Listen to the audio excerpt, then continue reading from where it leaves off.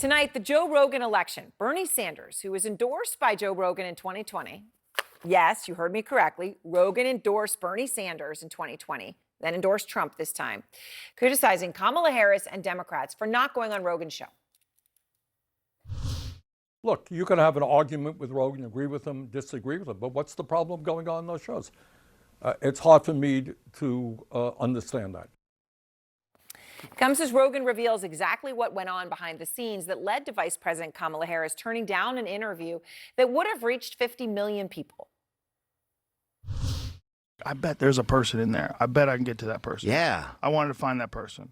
I don't want to hear all the speeches. I don't want to hear, I was raised middle class. I don't want to hear any of that. She's a roller skater. You know that? No, I would love to find that out. Yeah. I would love to talk to her about all kinds of shit. I literally said, like, because there was a few restrictions of things they didn't want to talk about.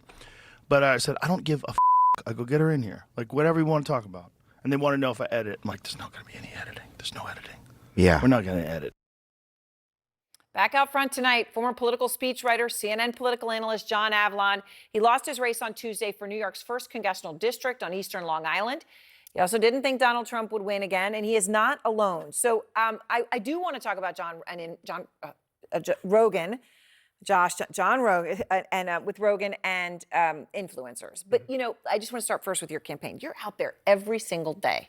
You left it all on the table, all of it, day in and day out. And you just wrote about what you saw on the Bulwark. I hope everyone will go read it. But you talked about some of the things that you saw. And one of the things I know that you write about that I hope people will read, but that really stood out to me when you and I talked earlier today, is the enthusiasm that Democratic voters had in a conservative district for the American flag. Absolutely. And this is the kind of thing that gives you hope. That reminds you that maybe we're not as deeply divided as our politics makes it seem.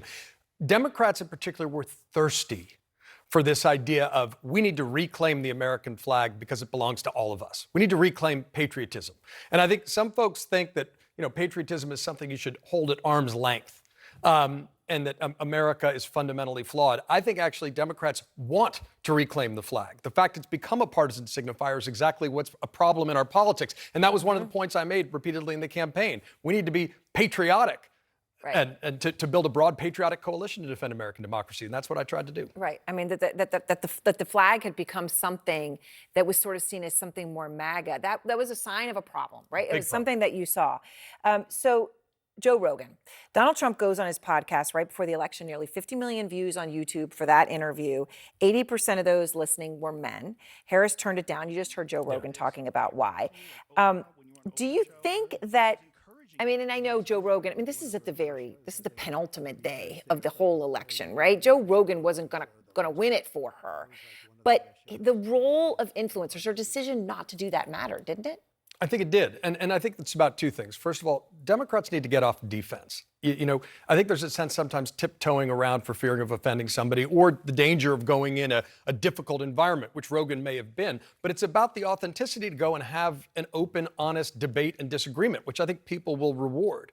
I think the other thing this election showed is that, frankly, the role of influencers and this sort of decentralized right-wing media ecosystem has a lot more power even than ground game in terms of getting in people's heads.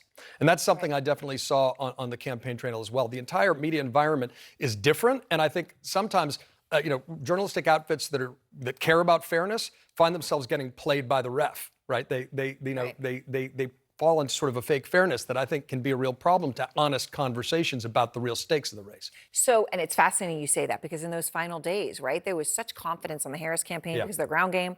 And to the extent there was a lack of confidence on the Trump side, which there were for many there, it was because they were worried that the outsourcing it was a mistake, right? And then suddenly you see the power of all those influencers and how much that actually meant.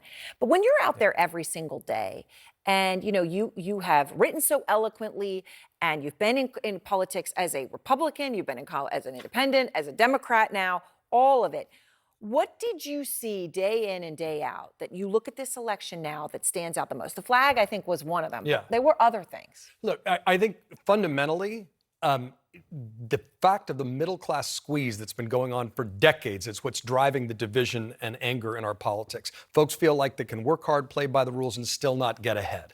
And I think that's the fundamental, it's the economy stupid of this. It's why the core theme of our campaign was we need to rebuild the middle of our politics, the middle of our economy, because those two things are connected. It's not a coincidence that we hollowed out the middle of our politics at the same time we hollowed out the middle of our economy. And until we really rebuild the middle class in America, I don't know that we're going to have the ballast to withstand these sort of swings. But that needs to be job number one, it seems to me, and delivering for people. If people don't feel economically secure or personally safe, everything else is secondary. And yet you leave this with all the exhaustion that you went through with hope. Yes.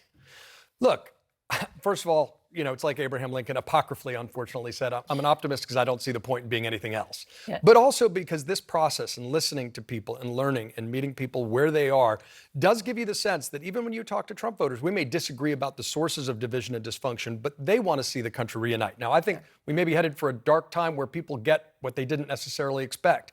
But my belief in the durability of the American experiment is absolutely intact. We just need to lean into it, lean into that patriotism.